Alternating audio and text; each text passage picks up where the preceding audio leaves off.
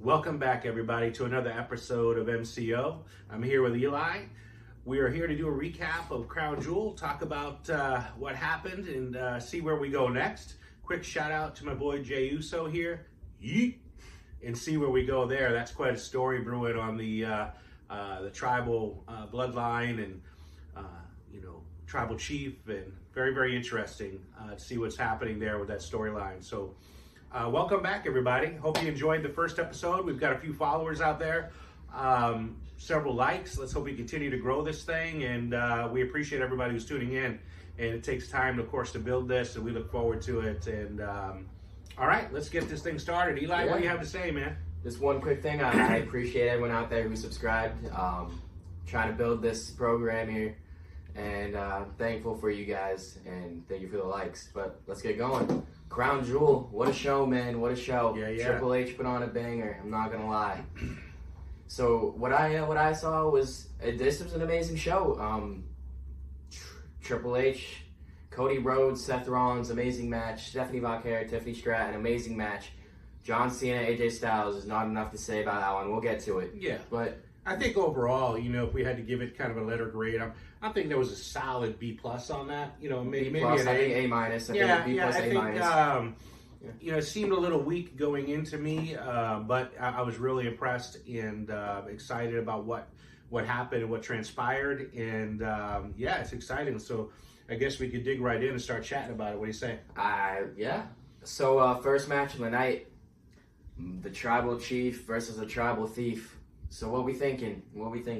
Yeah, we got to give a little bit of props to the hometown boy there, Big Bronson Reed. When you're in your own country, there's a certain amount of, energy you're going to bring, and I think a will to not lose. So I thought he brought it all out. It was a much better match than I initially thought. I thought, he was clearly outmatched by Roman Reigns, but at the same time, he really performed well in stuck toe-to-toe with arguably the greatest wrestler over the last decade. So that was impressive. So I give big props to him, and I can't wait to see where this all goes, because the way that match broke down at the end with Jey and Jimmy coming out to help Roman, and Roman was expressing his love for those guys, but basically saying, "See you later," saying he said he didn't want to see him till Christmas. He was not very happy. I thought this match was pretty good. About 60% of it was interferences, but the match itself was good. Bronson Reed and Roman Reigns have good chemistry, as we saw in Clash in Paris, and in this match. To be honest, I believe that this outcome was the best option. I know we predicted Roman Reigns, but this builds storyline. Jey Uso spearing Roman Reigns through that table brought something new to the table here. Yeah. Roman Reigns and Jey Uso were talking to each other on Raw, and Jimmy was a little bit confused. But now we're seeing a little bit of a darker side from Jey Uso, and him spearing Roman Reigns as an accident is gonna transpire into something crazy here, I feel like. And Big Bronson Reed getting that win, it elevates his position in the division, and he's becoming a megastar. Yeah, again, the wild factor, we look at these matches and say, hey, how can a big guy like that move that way?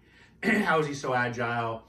The amazing athleticism of a guy that size. We all know who got speared again. Yep. Those two are a team, obviously, talking about Bronson Reed and Braun Breaker. Yeah, and Braun obviously bringing his dimension every week. I think he's been the X factor in all this, where wherever he shows up, they tend to win. That's kind of an interesting take on it. So clearly there's a big push here, and we all know what that's about. But I'm excited. That, by the way, that's the first time Roman Reigns has lost a match since Cody Rhodes.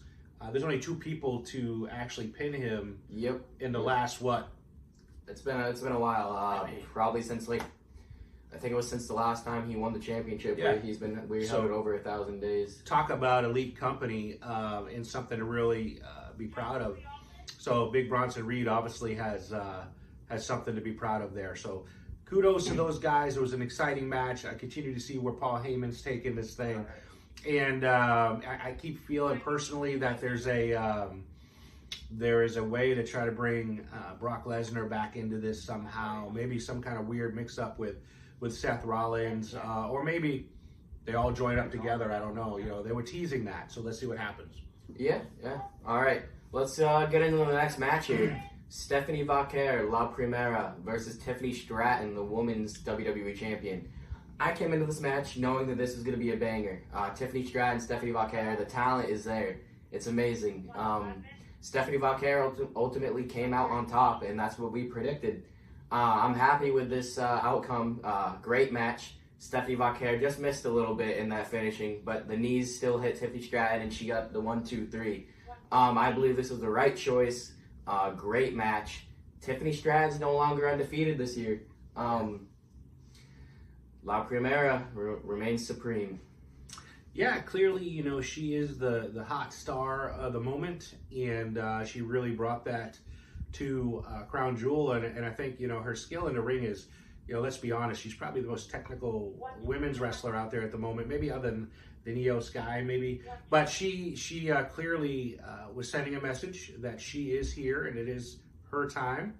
So it'll be great to watch her ascend to be one of the greatest women wrestlers, and champions. I think she's going to have a long run, and I think it's going to be exciting to see where this all goes. I do see maybe when Liv Morgan gets back, I think I can see a little bit of a clash here going on with those two. So that'll be exciting to see. And, and also props to, listen, the WWE Women's Champion really showed up as well. I think she put on, as she always does, she puts on a great show and just came up short in this circumstance. And, again, she's first defeat and nothing to hang her head on. Clearly she competed and did well. And I think at the moment, again, La Primera there is just too much. And and there we go. So we'll see how that one ends up as well. But the good thing to know is I would probably say at this point in time, we have two of the strongest female champions, I think, in a long, long time. Yeah. So that women's division keeps going. This women's division at WWE just grows and grows. NXT is an amazing women's roster. Having the likes of like Rhea Ripley and all these women, Becky Lynch, Liv Morgan will be back soon. Charlotte Flair, Alexa Bliss, Stephanie Vaquer. The women's division, I think, has been the best, maybe ever has it ever been. I think right now is the best of the women's division's ever been in history. And it's just great to watch, in my opinion. I really enjoy it. Yeah, and let's not forget at the end of this, we're going to talk a little bit about kind of how the women's division really is working and where it's going and the different participants. But, we do need to have a serious discussion about the championships, the Intercontinental title and the U.S. women's title, and these tag team division as well. I think there's some, as exciting as the division is at the top of the line, the bottom is certainly falling out a little bit here.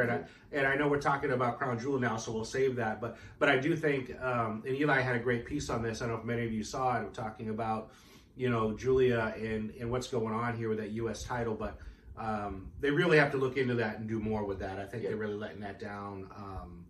But let's continue with I feel like we can get to that at the end of our analysis here on Crown Jewel. But the women's division's great right now, but there is some stuff to talk about.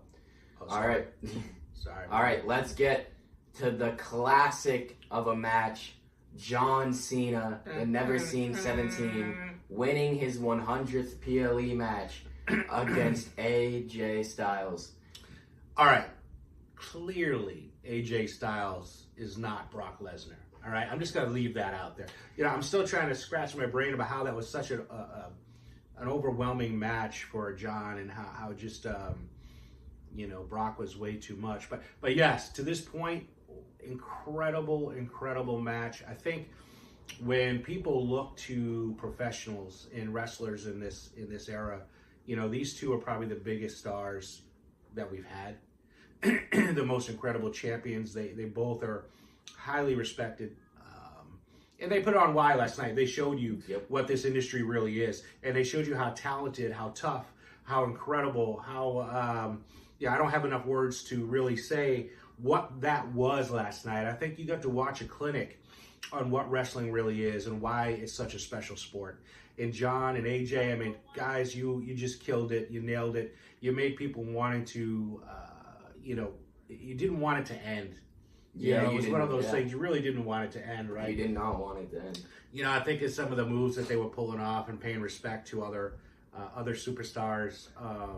How fun was that? That was a lot of fun. John Cena and AJ Styles were pulling out moves left and right of all their amazing rivalries they've had.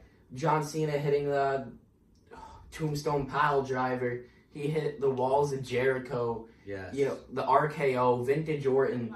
My favorite, though, that he hit was the Sister Abigail, where all the crowd started putting up the lights, the fireflies, and him paying tribute to Bray Wyatt right there. It's pretty incredible. I don't mean to cut you off, but with Bray Wyatt, right? Let's talk about that for a second. I think, it's really rare when somebody becomes more popular. Well, I don't want to say it's rare, but it's incredible when you see someone become more popular in death than they were alive. Yeah. And this gentleman has left a legacy here and a memory that I just nothing like it. And to see that go down and the way that the fireflies went on and the lights went on. I mean, how exciting was that? And I think he can look down from having with a big smile on his face. Big smile. And know what's going on and how much he's missed.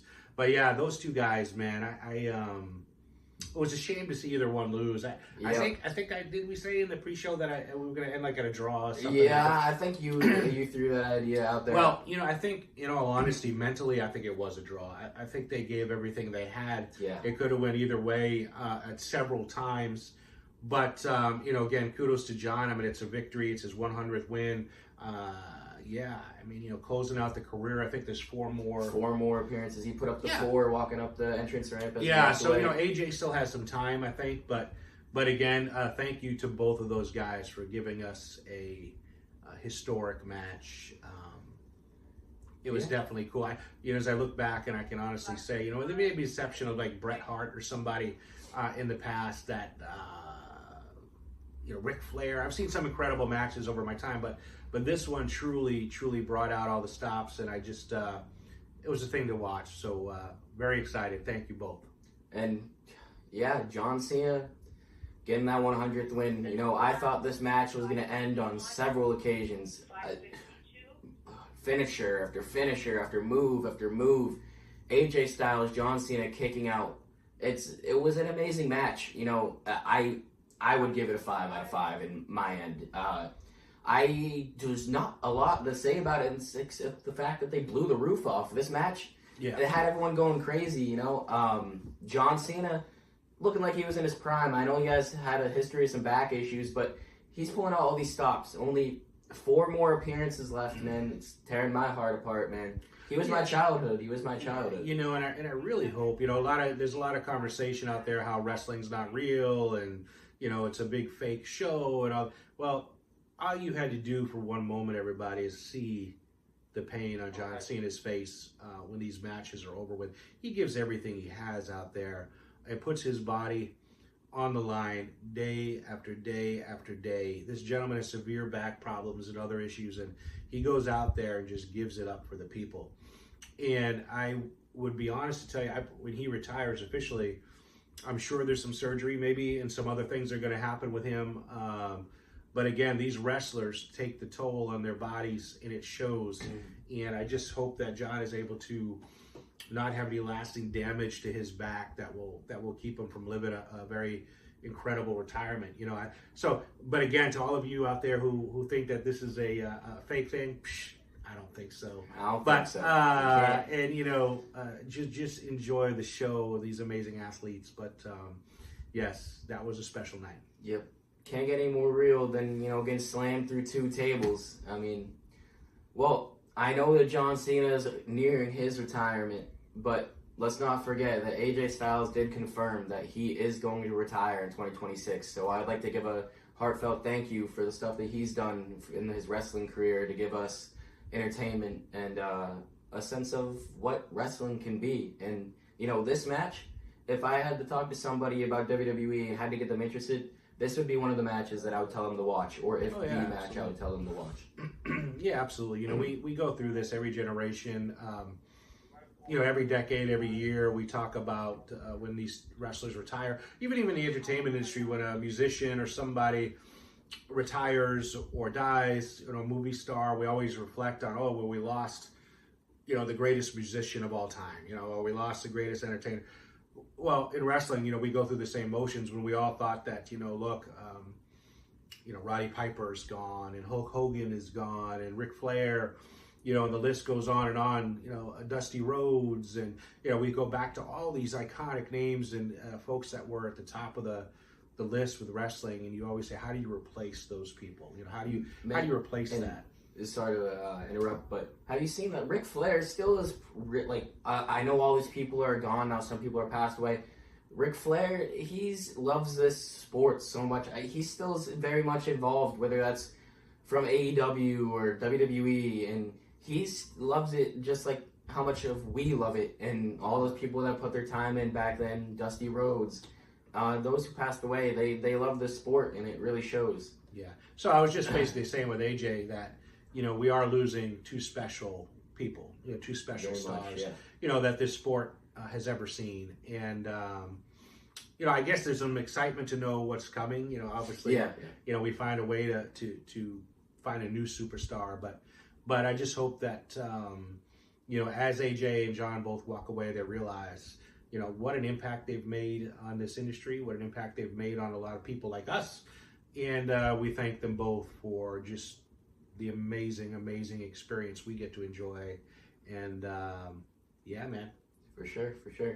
All right. Well, I think it's time to get to the next match. What do you say? I'm gone. Let's go. All right. So, our next match, we got a women's tag team match. We got the Kabuki Warriors, Asuka and Kairi Sane versus Rhea Ripley, Australia's own, and Io Sky. I thought this match was really good. Yeah, it was better than I thought it was going to be, to be honest with you. I was a little let down by the entrance for, Rhea. I thought it'd be a bigger thing, but, maybe that was just me. I don't know. Clearly, I thought that Rhea and Io would dominate a little more, but I'm going to give it up to, Asuka and to, Kairi Sane. They really put on a show, these guys. Talk about amazing talent. Well, these four ladies are probably the most exciting you're going to see. Yep. And I think they did really well with the position and the storyline. And I was impressed with with the way it went down. I was a little interested how Rhea actually didn't get the pin. I don't know. Yeah. She gave it up to Io, and I just felt like, well, I don't know, if I was in my home country and and I just hit the riptide or whatever, I would probably have gotten the pin. I mean, I guess it's easy to say that, but I feel like what Rhea was doing was she was showing. Yeah, I feel like what she was doing was she was showing that Io didn't have to be affected by these guys anymore, and she let Io take that pin and get her revenge for all the stuff that Asuka and Kairi Sane has put her through. So I think it was pretty cool. Rhea basically still got the win, got the pin there. I feel like they both got the pin in that sense. And I don't know about you, but one of my favorite things is when Asuka calls Kairi, and that Japanese deep voice where she yells. I think that's one of the funniest things week to week to watch that go down. I hope that doesn't leave, because that just makes me laugh every time. Kairi. And it's a cool storyline with that. But I do see a day coming where Kairi, I think, is going to turn on Asuka.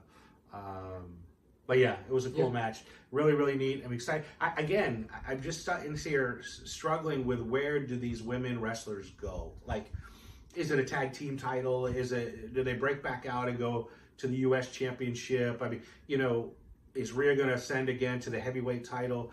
You just don't know. It's kind of a void, Yeah, that's what I was talking about, the future. So I think that Io's not done with this storyline yet. I think Io still has something to prove. I think she's going to go out there 1v1 against Asuka. I think she has to prove why she could leave Asuka, and that Asuka isn't part of her story anymore. I think Io's story is not done. I could also see Rhea and Io going after the women's tag titles. I could see that going to take down Charlotte and Alexa. But honestly, I couldn't tell you where they're going to go from here.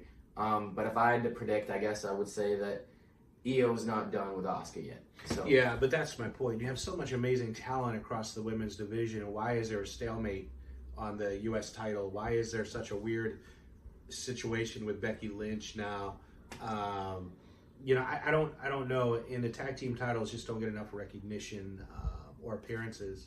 So let's hope that changes. Maybe that will be a focal point coming up here. But kudos to those guys, Rhea, Io, Asuka, Kairi, amazing match. Very exciting, better than what I thought it was going to be. And it did turn out the way we thought. Yep. Yeah, you just knew that. You knew that Rhea was going to win. But again, pretty cool. And let's see where this all goes. So, all right, last but not least, man, the Men's Crown Jewel Championship. This story, Seth was 0-3 against Cody Rhodes, but he gets the job done. Yeah. He gets the job done. I called it. Yeah. You know what I liked about both the Crown Jewel Championship matches? They demonstrate exactly what they need to be. There was no interferences. It was clean matches. Seth Rollins hitting Cody with the watch. That wasn't as clean as it should have been. But the match was still clean. It was still clean. There was no interferences, no vision, no anything, no new member. Tell you right now, Cody knows what time it is. I'll tell you. Cody does know what time it is. He got clocked right visionary in the jaw. A revolutionary Seth freaking Rollins. This guy, as I told you the last time we met before this, Seth is just a special talent. This guy puts the weight of the company on his shoulders. He's probably one of the hardest workers out there. Obviously, the best promo guy I think going right now. And the symbolic, the focus that he had, knowing that he's to win this match, and also understanding that sometimes you got to keep your enemies close to you. And I have a feeling, some weird way, that keep your friends close, but your enemies closer. I think this alignment with Paul Heyman and these guys are really. I don't want to say they're tainting his story, because Seth clearly I don't think needs anybody. I think he's proven that over his life, and he just proved it again that he could do this as Seth Rollins, and that he doesn't necessarily need the baggage or the people to back him up. But again, I was impressed with the match. I thought it was, as we all know, pretty equal in terms of these two gentlemen. I think their skill set and what they bring to the table is pretty amazing. But yeah, I mean, I'm going to be a little biased here, right? Yeah. I love Seth Rollins. So the reality is, Seth clearly, to me, is the better champion, the better performer, the better entertainer, the better storyline. I just see it all happening here, and I'm sorry. Where's the Crybaby Cody? Crybaby Cody. Crybaby. So here's the thing. Let's see what happens to Seth Rollins now. There was some weird stuff there with Paul Heyman, and I just don't know where that. I have some ideas. What do you think? Well, there's a lot of places we can go. I feel bad for those Cody Crybabies, as The Rock like to call them. But listen, man, I'm not a Seth Rollins kind of guy. I will admit he's an amazing wrestler, amazing mic worker. Burn it down. I'm a CM Punk guy, so I see where this can go in many different directions. I know we have Survivor Series War Games coming up here. I think this match, I think that it's not over. Wait, I just have a quick question. Where was CM Punk? Listen, man, CM Punk and AJ Lee are taking a break right now. He just came back on Monday. That's.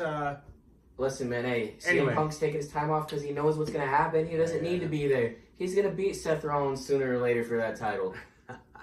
I see that this match is going to take us into War Games, and I feel like we're going to get a division with, I think, either a Brock Lesnar or a returning Austin Theory. I think we're going to get the Vision versus Cody, CM Punk, Jey Uso, Roman. I think we're going to get all of that, and I think that's where this match is going to take us. But this match was amazing at Crown Jewel, and Cody and Seth both showed out, and Seth was ultimately the better man right there. Cody didn't see it coming, I guess. Back in the day here, they used to be called the Four Horsemen. You remember who? Yes, I do remember the Four Horsemen. Terry Blanchard, Arn Anderson, Ric Flair. I mean, we had the Four Horsemen out there. And this kind of reminds me, if somehow alignment Brock Lesnar ends up in the Vision, wow, I would have to say for a 4-person team like that, it's going to be the most powerful, devastating, scary team you've ever had assembled in this wrestling history. That's just my opinion. I think these guys will run the gamut. They will be in control for a long, long time if this happens. I don't think the egos are going to allow it, and I don't see a Brock Lesnar taking a back seat to a Seth Rollins. But you never know.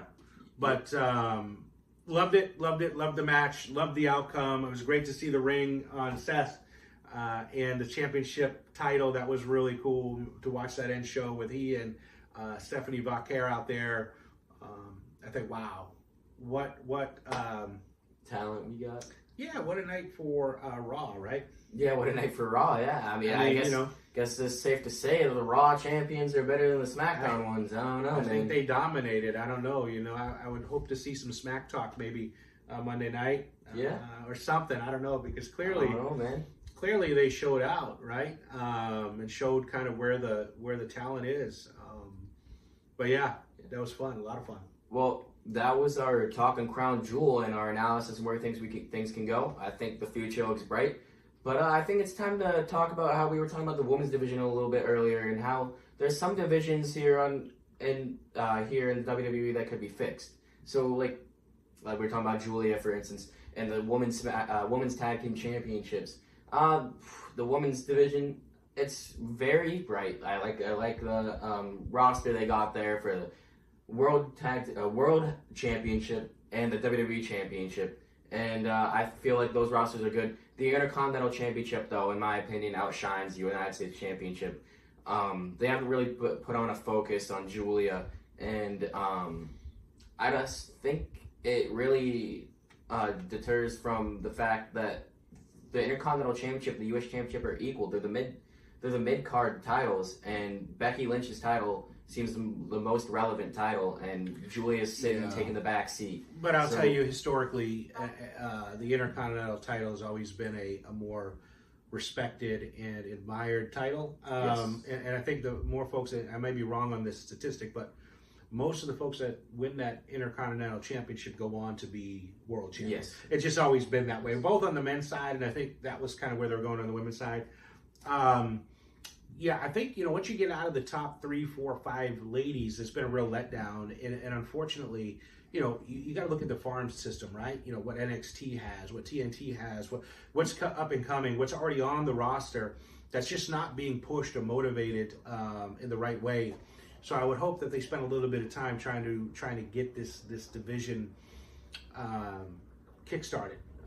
Let's spend some time on that there. Triple H, show a little bit of respect for these guys and get them back in the storyline in a big way, because I think you have to. I think time is right for that at this moment. And I know in future shows we're going to talk a lot about kind of missing links and where we see things falling off and where we could be doing better in all of those different pieces that go to what we're doing here. So it's exciting, and I look forward to talking about it. Yeah, I'm excited about it too. Just one last comment. I mean, Julia's really only feud she's able to get on SmackDown. I think the Women's United States Championship picture only runs through her and Michin.